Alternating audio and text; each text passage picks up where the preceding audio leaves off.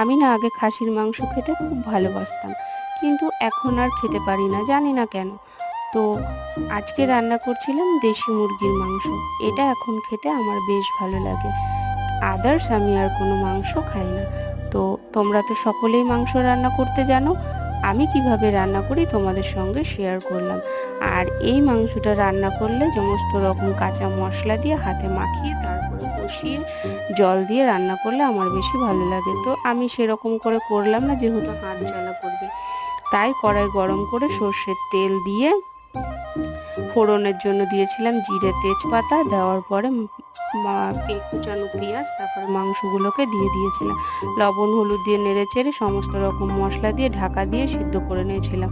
যেহেতু আমি প্রেশার কুকারে রান্না করি না, ওটা গলে যায় তার জন্য, আর গলা মাংস আমার ভালো লাগে না। পরিমাণ মতো জল দিয়ে নেড়ে চেড়ে গরম মশলা কুচানো ধনেপাতা দিয়ে